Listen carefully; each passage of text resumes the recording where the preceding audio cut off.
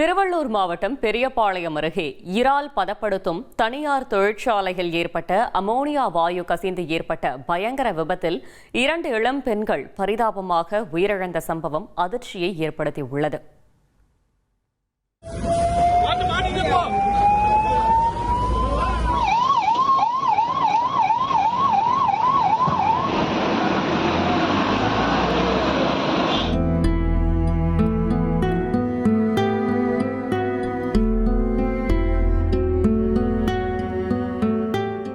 பெரியபாளையம் அருகே கன்னிகைப்பேர் பகுதியில் தனியார் கடல் உணவு ஏற்றுமதி நிறுவனம் செயல்பட்டு வருகிறது.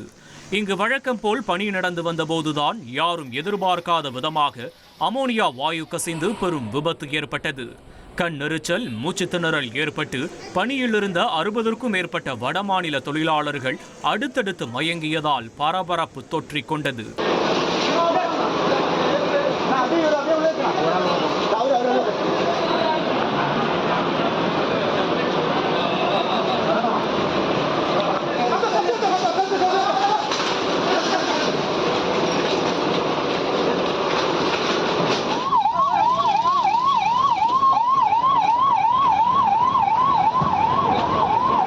பாதிக்கப்பட்டவர்கள் சென்னை ராஜீவ்காந்தி, ஸ்டான்லி மற்றும் பெரியபாளையம் பகுதியில் உள்ள மருத்துவமனைகளில் அனுமதிக்கப்பட்டனர்.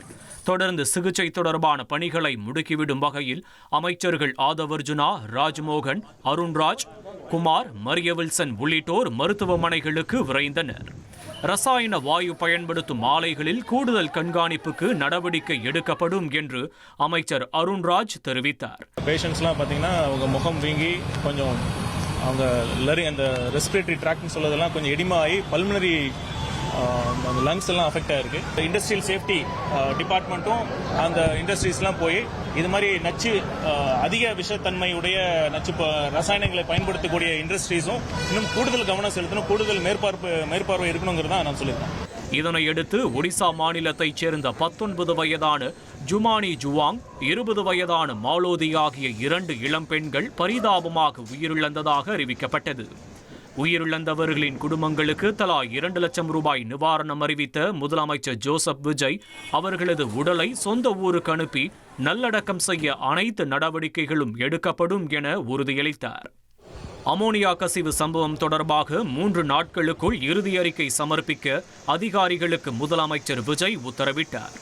இந்த சம்பவத்தில் பாதிக்கப்பட்ட 60க்கும் மேற்பட்ட தொழிலாளர்கள் சிகிச்சை பெற்று வரும் நிலையில் அவர்களில் 30க்கும் மேற்பட்டோருக்கு தீவிர சிகிச்சை அளிக்கப்பட்டு வருகிறது.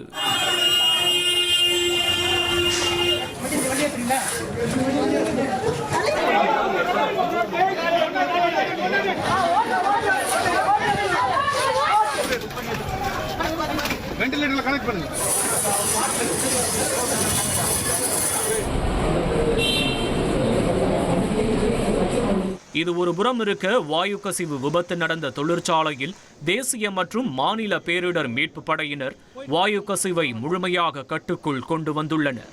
மேலும் 3 நாட்களுக்கு தொழிற்சாலைக்குள் யாரும் அனுமதிக்கப்பட மாட்டார்கள் எனவும் தெரிவிக்கப்பட்டுள்ளது. தொழிற்சாலையில் இருந்த தொழிலாளர்கள் அனைவரும் வெளியேற்றப்பட்டு தனியார் மண்டபத்தில் பத்திரமாக தங்க வைக்கப்பட்டுள்ளனர். விபத்து தொடர்பாக தொழிற்சாலை உரிமையாளர் மற்றும் மேலாளர் ஆகிய இருவரையும் கைது செய்துள்ள போலீசார் கொலைக்கு நிகராகாத உயிரிழப்பு சம்பவங்களை ஏற்படுத்துதல் மற்றும் பிறரின் பாதுகாப்பிற்கு அபாயம் விளைவிக்கும் செயல் செய்தல் ஆகிய 2 பிரிவுகளின் கீழ் வழக்கு பதிவு செய்துள்ளனர். இனி செல்லும் இடமெல்லாம் செய்தி. தந்தி டிவியின் வாட்ஸ்அப் சேனலை ஃபாலோ பண்ணினா செல்லருக்கும் இடமெல்லாம் செய்தி. இதோ QR கோட் இப்பவே ஸ்கேன் பண்ணுங்க, ஃபாலோ பண்ணுங்க.